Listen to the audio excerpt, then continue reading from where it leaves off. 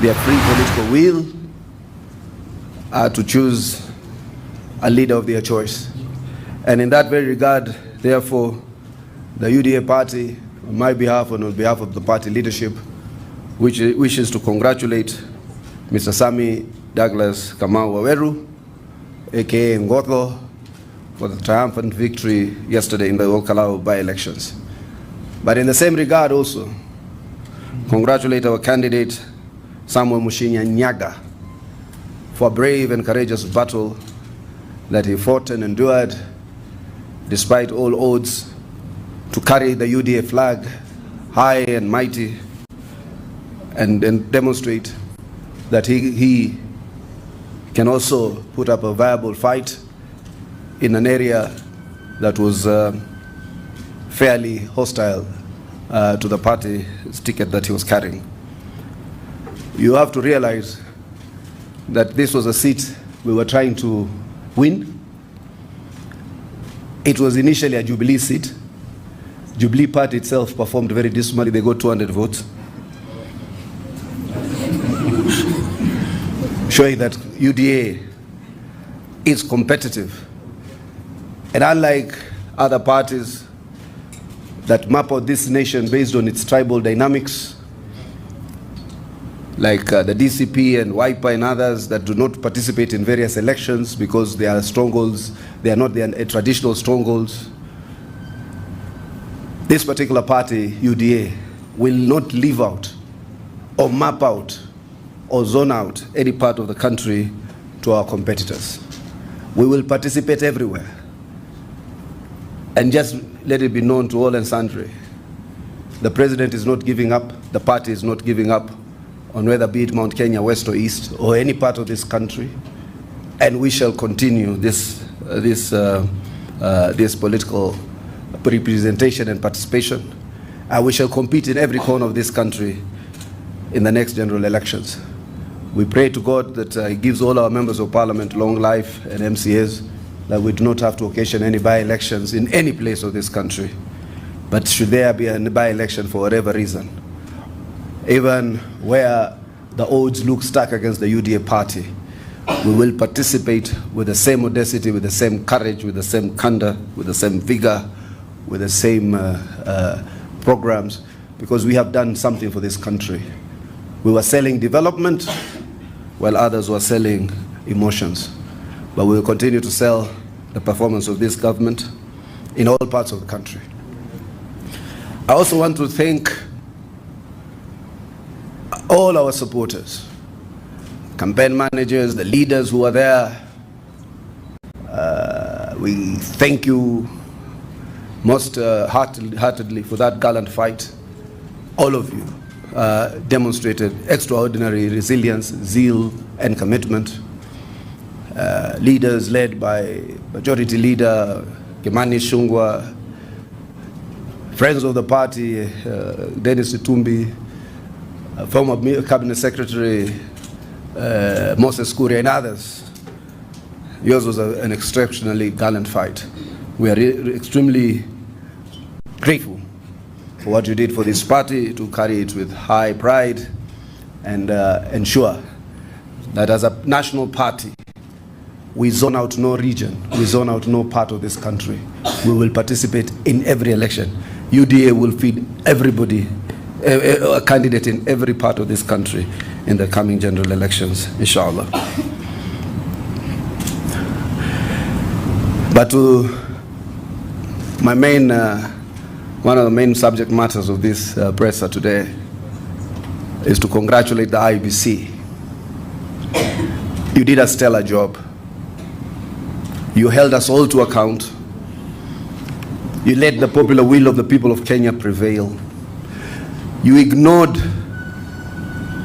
the title holder of press conferences, the insightful, hateful Rigathi Gachagua, who constantly has not met a single animal, a single institution, a single human being he dislikes that he has not profiled or spoken against.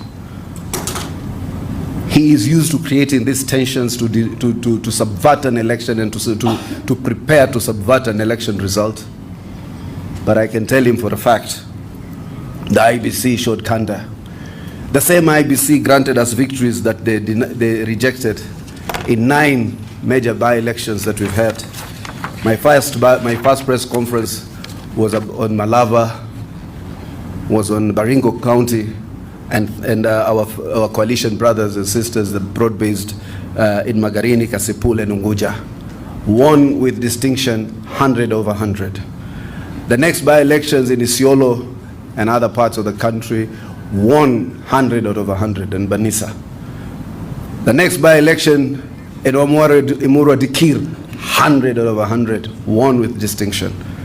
This one, we did not emerge victorious, but it shows you that there's a shifting architecture of national politics, that former strongholds have become battlegrounds, and former battlegrounds have become the strongest of holds.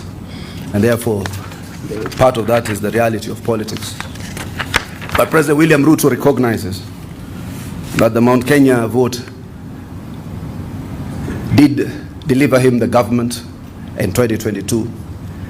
He has gone out of his way to deliver his promise under the plan, and he's going out of his way to continue to deliver to every part of this country, including the region of Mount Kenya. And even in these by-elections, all of you will notice or will acknowledge that we went out of our way to ensure that nobody felt that we harbor any ill will, malice, or withdrawal from any of our constituency of supporters. So as we draw lessons, you have actually realized the hate monger has been exposed, the villain, the person who has no idea of how to lead a nation, let alone a society, who vilifies all state agencies and institutions, who try to vilify the IBC. And I actually usually respond, because the more Rigiji believes you have no big community, the more he attacks you. He attacks these organizations because they are led by minorities like us.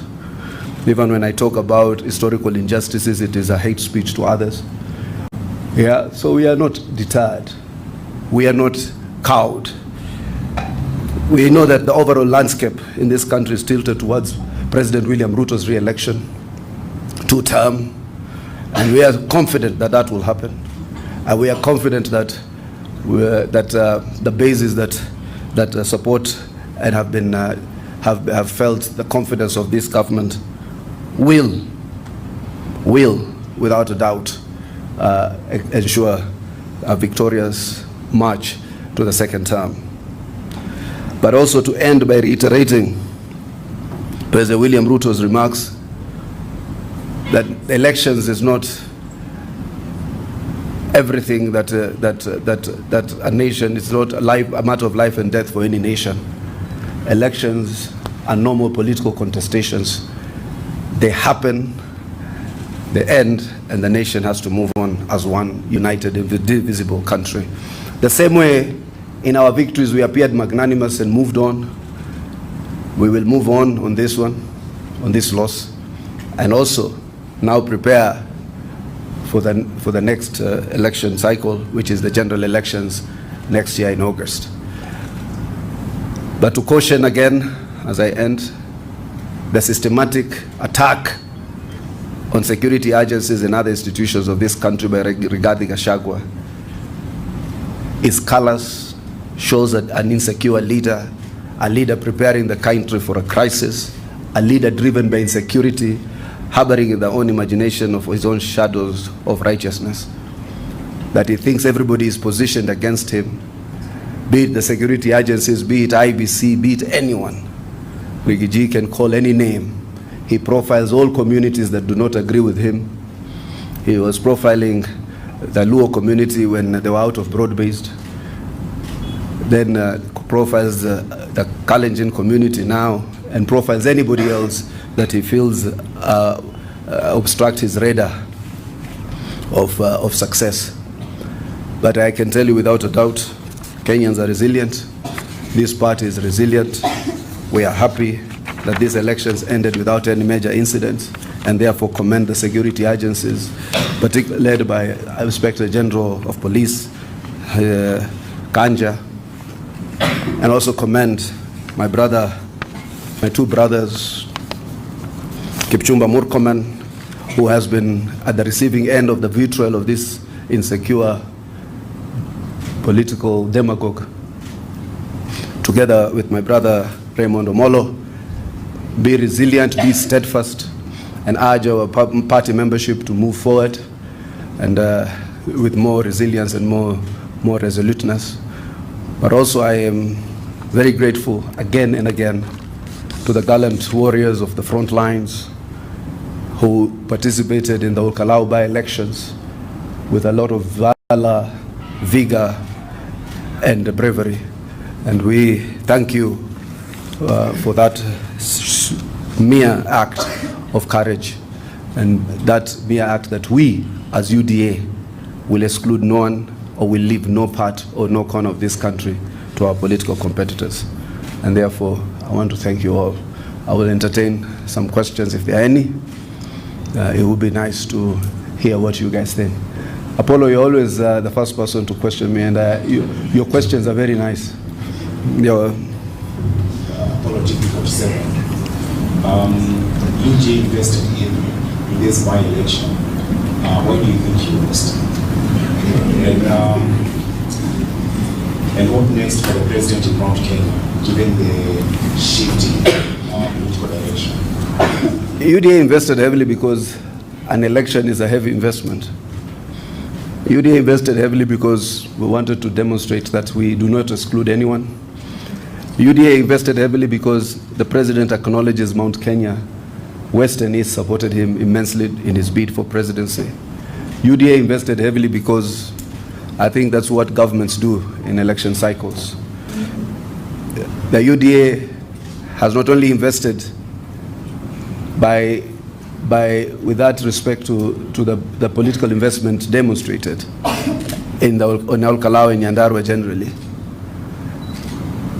In reciprocity, the president has assigned over 9-10 cabinet secretaries to the region. The bulk of the permanent secretaries from this region, in this government, are from the region called Mount Kenya. About 17 or 18 of the 51. The bulk of chairs of state corporations are from Mount Kenya. The bulk of CEOs in this government are from Mount Kenya. The president has a mandate and a responsibility to reciprocate those who showed him favor. But if by the time they get to 2027, they decide to move out of government, that will be unfortunate. The architecture of the government will then change fundamentally based on the broad-based partnership. That is the nature of politics. But as at the moment, no part of this country will be left out. Even as we win next election, no part will ever be left out. We do not say that we are competing for power to oppress anyone or to take away from anyone or to put to a second fiddle any part of this country. This government has decided that its policy is inclusivity. It shall move on with inclusivity notwithstanding. The president has made it clear, even as we are preparing for 2027, we do not serve only those who vote for us. We serve all Kenyans fairly under the solemn oath of office to govern with fairness, equity, and justice to all. So therefore, that will not change. But I think that investment was reasonable.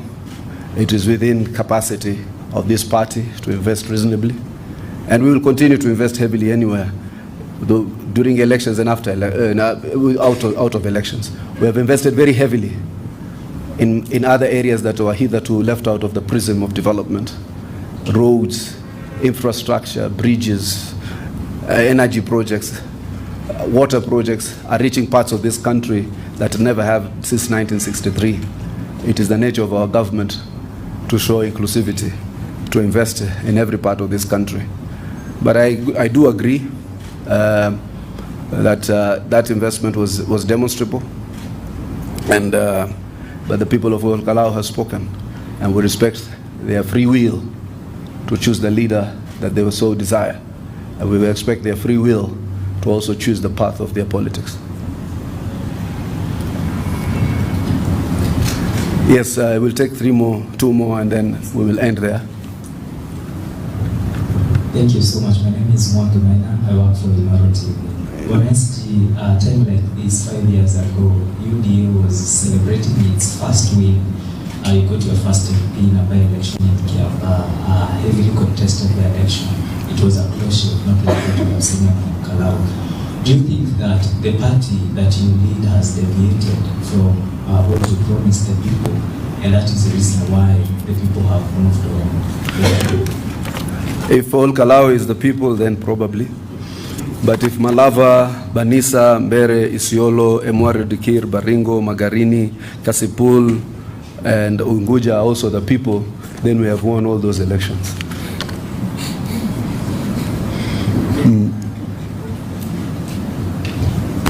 Yes, I saw you are trying to... No, you are just feeling cold. My name is Chris from Kenya. The question is... Natafuta answer ama natafuta fitina ya Gideon?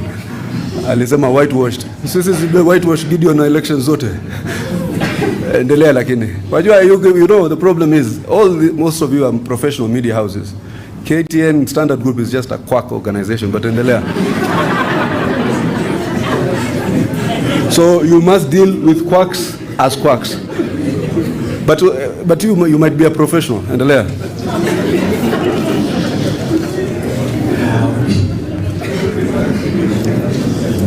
Do you think that the strategies that you used to campaign, the ones that led to your loss, or rather, better question, do you think that DCP had better strategies for campaigning than you? Assuming it's either Gideon or Chacha Mwita who texted you that question, this is my response. Wambie, the strategies are strategies we've conventionally used in all elections, but the people can sometimes decide differently. In Waridikir, we hardly campaigned, it came home. We hardly campaigned in Banisa, it came home. Malava was a different strategy, it came home. Baringo, we had a strategy, it came home. Isiolo, we had a strategy, it came home. We had a partnership with our brothers in Kasipul, Unguja, Magarini, they all came home. So maybe this one, there could be also other shifts that might be beyond strategy, and we'll address them as time progresses. Mwambie Chacha, hata sisi tuli whitewash Gideon mara kadhaa. Wajua, where journalism has sunk in one or two of these media houses is something we need to continue to... What's the worst that Standard can do? She just put a headline with me and someone saying, oh, human rights defender turned something. Sinaisoma siku moja, na rap vitu, naishia. So our people, I've told our people not to fear this. After all, there is so much alternative media. Na mtu akikuingilia kisiasa, if a journalist is hiding behind the veil of media freedom, sisi pia tutakuja kisiasa. Deni, nini, vitu kama hizo ndio Gideon anatafuta kulipwa. Lakini hata yako na deni kubwa sana ya Wakenya. Yes, Dugu, that will be the last one.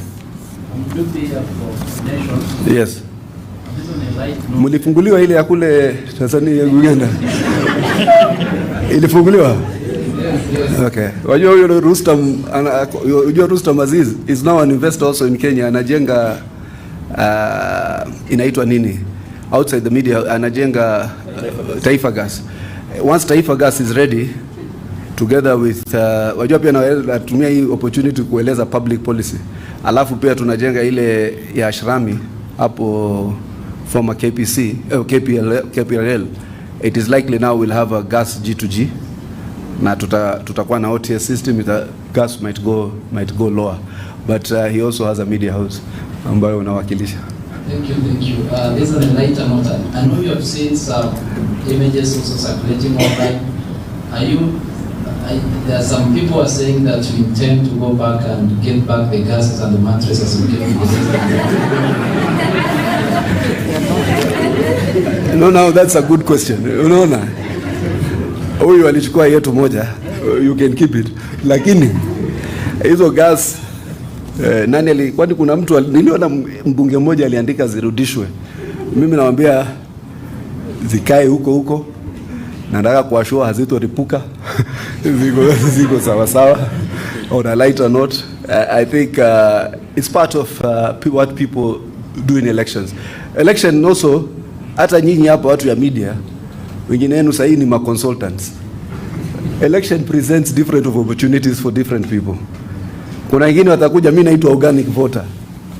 Mimi ni organic, najitokeza, napiga kura because nimepatiwa nafasi na watu wetu wengi wamepata fursa, na nimeona mabarabara, nimeona special economic zone, nimeona affordable housing, nimeona SHA, nimefikiwa na maendeleo.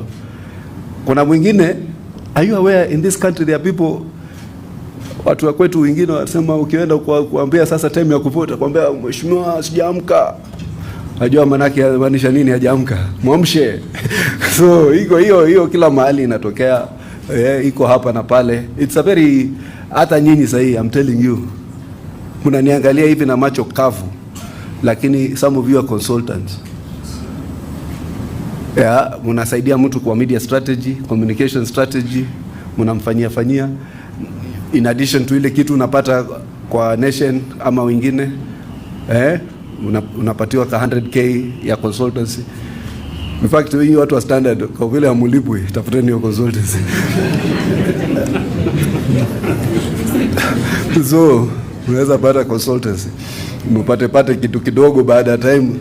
Mimi nikivuka huko mkinisaidia, naweza nikakufanya media consultancy. Mnaona wenzenu wengine wamefanya, kuna watu kutoka media house wamekuwa mawaziri.